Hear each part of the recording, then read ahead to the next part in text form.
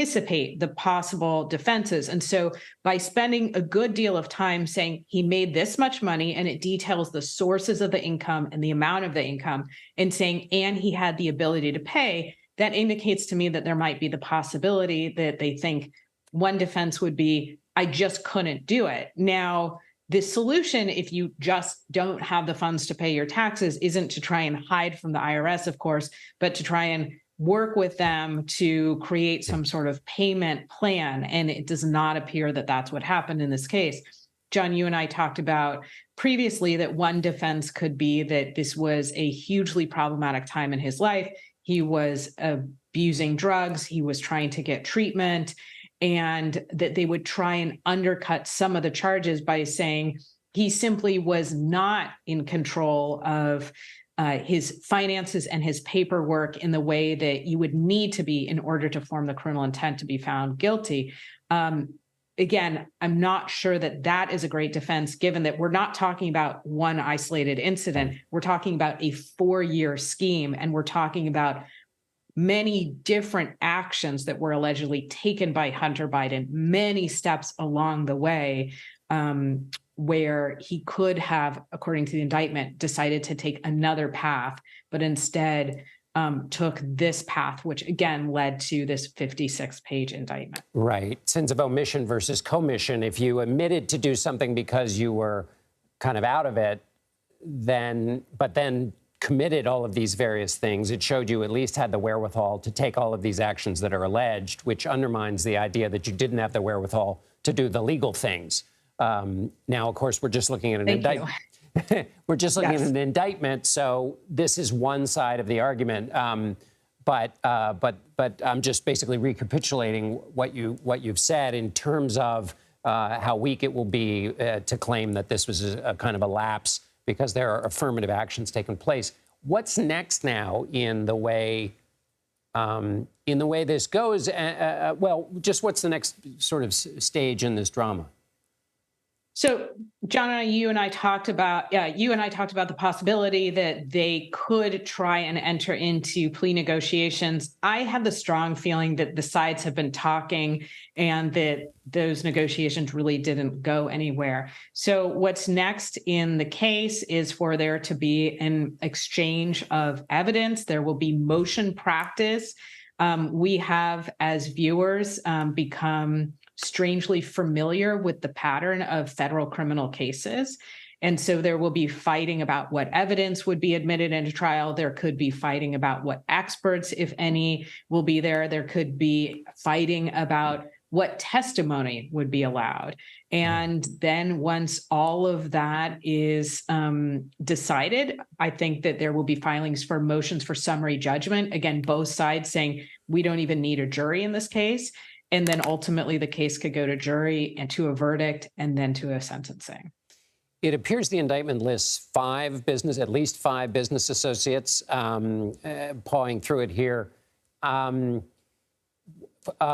of all, what are the possibilities with that? I mean, we know from other indictments that have been in the news with unnamed co-conspirators and unnamed players, they are sometimes used to make the case against the primary person. Sometimes they don't want to do that. What do you think is the possible outcome of these five different business associates, or are they just part of the narrative and they're not likely to be a major part of the case?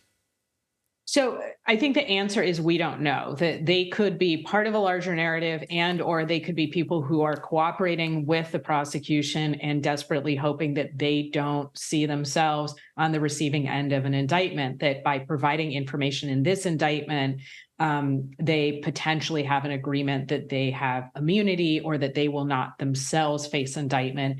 I mean, the fully transparent answer is I can't tell at this moment from looking at the indictment whether they're part of a story or whether or not they are a key part of this story, and we may be talking about them as indicted co-conspirators. And I wanted to go back to something you said earlier about the late filing payment, because Hunter Biden did pay, but your point was that, again, with respect to the narrative in the indictment that lays out a set of affirmative acts, that the late payment was not an affirmative act because he kind of wanted to, but it appears from the language of the indictment that he was kind of forced into it or motivated by something else other than, motivated by something else.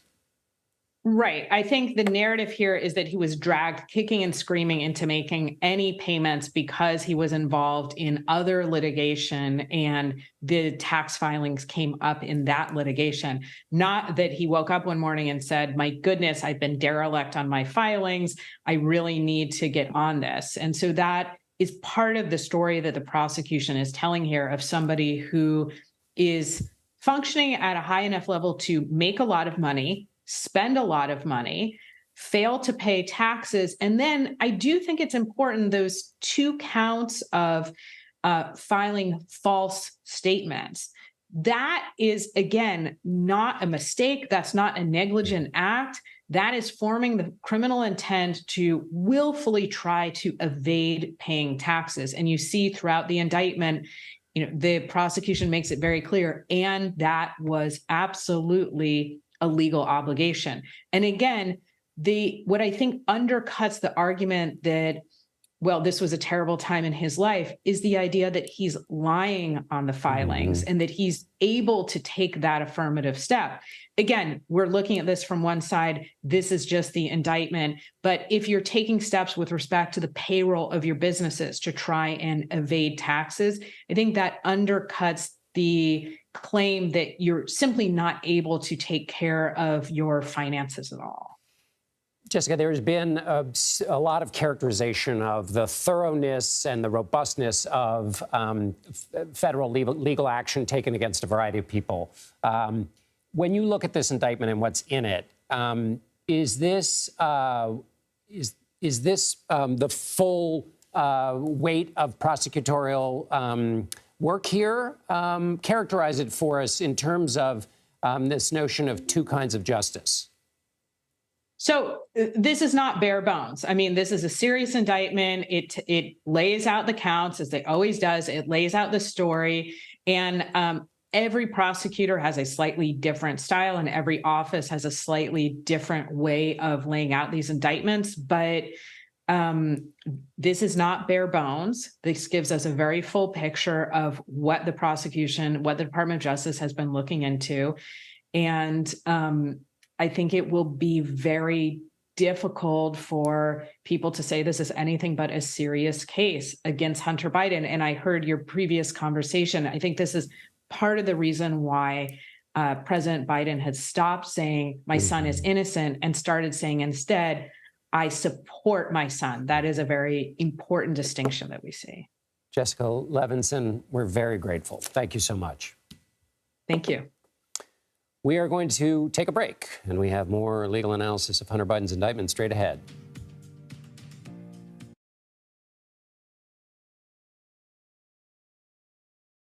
The grief of losing a child is immense. You can't breathe. After decades of the war on drugs, things have only gotten worse. Every shipment of fentanyl is a ticking time bomb. 50 times more powerful than heroin. CBS Reports goes deep into Mexico. What is your role in the Sinaloa cartel? To find out why the cartels keep getting stronger and wealthier. This is a war, but we're not fighting it. Our citizens are dying.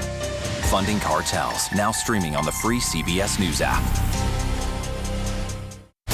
America Decides, taking you inside American democracy. The most important stories on a day-to-day, hour-to-hour basis. You're going to hear a lot of reporting. It is clearly a pivotal moment. Gun control, the economy, education. Both sides of the political aisle fight it out for power. Bringing you the analysis that you need. Thoughtfully, with context. Be part of the conversation. On CBS News Streaming. Welcome to America Decides, Monday through Thursday at 5 p.m. Eastern. This is CBS.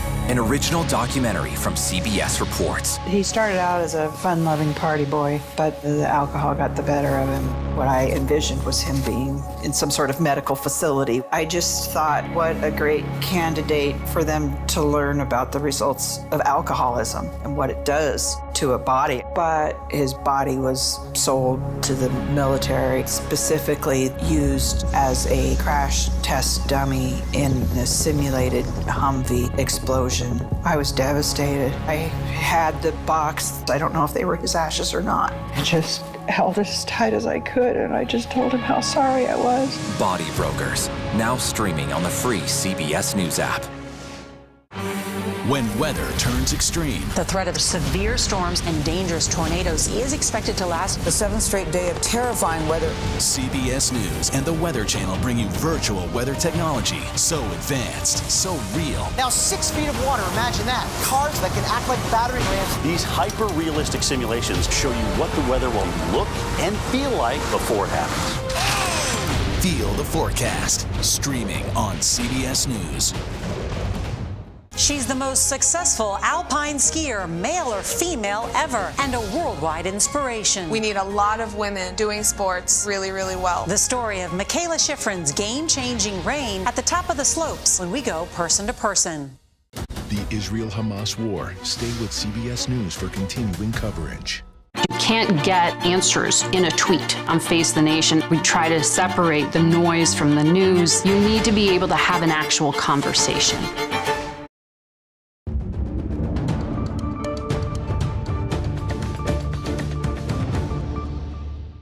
Hello, I'm John Dickerson. Welcome to CBS News. We begin with the federal indictment of President Biden's son, Hunter Biden, on tax charges. Earlier this year, Hunter Biden entered into a plea agreement with the Justice Department on 2 misdemeanor tax charges. The deal collapsed after facing scrutiny from a U.S. District Court judge. Hunter was indicted in September by another federal grand jury in Delaware on felony charges that he lied about being a drug user on an application to buy a gun. He pleaded not guilty to those charges.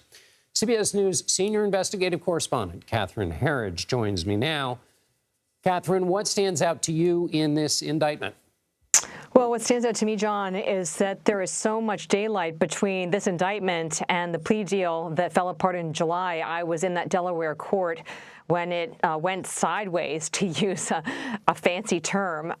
That was a deal for 2 misdemeanor tax charges of failure, failure to pay, failure to file, and then this diversion program for the felony gun possession. And when that deal fell apart, I don't think anyone quite realized what the ramifications would be, and it's landed us here today with this 56-page indictment. These are very serious felony charges in this case that was absent in the plea deal. And then in addition, you have these misdemeanor tax charges. What strikes me as well is it seems to be laying the groundwork for potential charges in the future, that this may not, in fact, be the end of the road.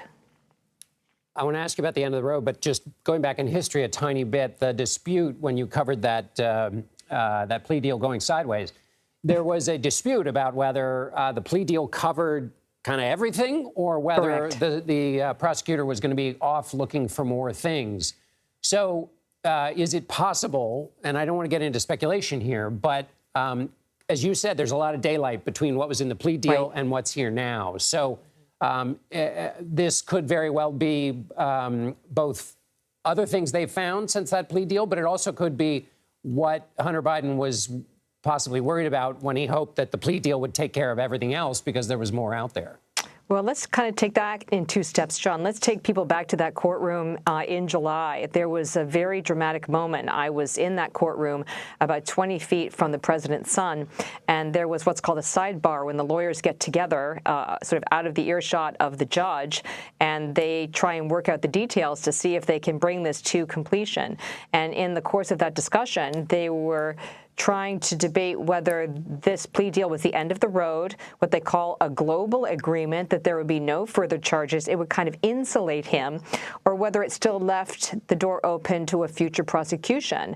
And what came up in that conversation is that it did leave the door open to what they call possible FARA violations. Those are violations of foreign lobbying laws. And it was at that point that Hunter Biden's attorney, Chris Clark, said very dramatically, and we could hear him, we were that close. He's like, well, I guess we just rip up the deal.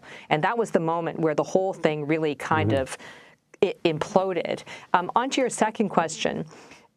When you talk to these IRS whistleblowers, and they first spoke to CBS News when they came forward alleging that there had been preferential treatment for the president's son, they also submitted to Congress some records that are now public. One of them is a document which was what I would call a recommendations document about potential charging decisions, and that was for multiple felonies as well as misdemeanor tax charges. And I was told by one of the whistleblowers that the documentation to support that recommendation was over 1,000 pages in length. So based on just a cursory reading of this indictment, it doesn't appear to me that there has been new information since the plea agreement, but it looks like it's sort of fulfilled or enriched the filing with the existing evidence. Now, you mentioned there could be more charges. What makes you think that? It's just my reading of the document. In the first page, I think the language is that they describe him as a lobbyist.